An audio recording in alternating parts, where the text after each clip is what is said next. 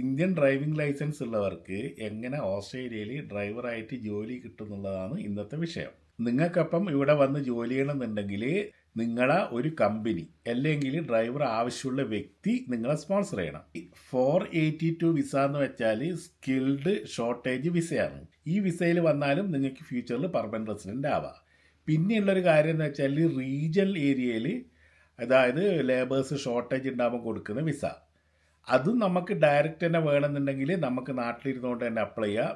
പിന്നെ ഏത് driver ജോബിനാണെങ്കിലും 2 to 3 years experience കാണിക്കണം. പിന്നെ നിങ്ങൾ ഹെവി ട്രക്ക് കാര്യങ്ങളിൽ ഓടിക്കുന്നവരാണെങ്കിൽ നമുക്ക് സ്വന്തമായിട്ട് തന്നെ പെർമനന്റ് റെസിഡൻസ് എടുത്ത് വരാൻ പറ്റും.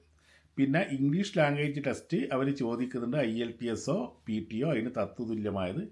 പിന്നെ ഇതിനെല്ലാം വിശദമായിട്ട് അറിയണമെന്നുണ്ടെങ്കിൽ ഓസ്ട്രേലിയൻ ഇമിഗ്രേഷൻ സൈറ്റിൽ പോയി വിശദമായിട്ട് വായിച്ച് മനസ്സിലാക്കുക. സൈറ്റിലെല്ലാം പോയി നോക്കിയതിന് ശേഷം www.seek.au, അപ്പം ഇതിൽ നോക്കിയാൽ നമുക്ക് വേക്കൻസീസ് കാണാം. എംപ്ലോയീസ് ഇട്ടിട്ടുണ്ടാവും, നമുക്ക് ഇന്ന ആവശ്യമുണ്ടെന്നുള്ളത്. അത് ഏത് കാറ്റഗറിയാണെന്നുള്ള നിങ്ങൾ നോക്കുക. എന്നിട്ട് നിങ്ങൾക്ക് ഡയറക്റ്റ് അപേക്ഷിക്കാം. അപ്പോൾ അവർ പറയുന്ന എല്ലാ റിക്വയർമെൻറ്റ്സും ഉണ്ടെങ്കിൽ അവർ നിങ്ങളെ വിസക്ക് വേണ്ടിയിട്ട് ഹെൽപ്പ് ചെയ്യും. പിന്നെ നിങ്ങൾ ഇവിടെ വന്നു കഴിഞ്ഞാൽ ഇവിടെ നമ്മളെ ഇന്ത്യക്കാർക്ക് 2 ടെസ്റ്റുകളുണ്ട്. ഒന്നൊരു കമ്പ്യൂട്ടർ ബേസ്ഡ് ഇവിടുത്തെ റോഡ്സിൻ്റെ റൂൾസ് അറിയാൻ വേണ്ടിയിട്ടാണ്.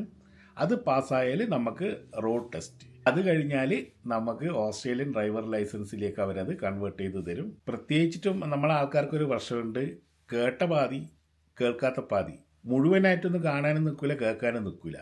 ഓസ്ട്രേലിയൻ ഡ്രൈവർ ലൈസൻസ് ഓക്കെ, പോയി പൈസ കൊടുത്തു. ഇങ്ങനെ ഒരുപാട് ആൾ പല ചതിയിലും പൈസ നഷ്ടമായിട്ടെല്ലാം ഞങ്ങളെ കോണ്ടാക്ട് ചെയ്യുന്നുണ്ട്. നിങ്ങൾ കറക്റ്റായിട്ടുള്ള രജിസ്റ്റേർഡ് ഇമിഗ്രേഷൻ ഏജൻറ്റിനെ കണ്ട് അതിൻ്റെ നിയമവശകൾ, പ്രോസസ്സിങ് കാര്യങ്ങളെല്ലാം മനസ്സിലാക്കി അതിനുശേഷം ഒന്നിക്കൽ അവർ മുഖാന്തരം വരിക, അല്ലെങ്കിൽ നിങ്ങൾക്ക് തന്നെ ഡയറക്റ്റ് കമ്പനിയിലേക്ക് അപ്ലൈ ചെയ്യുക.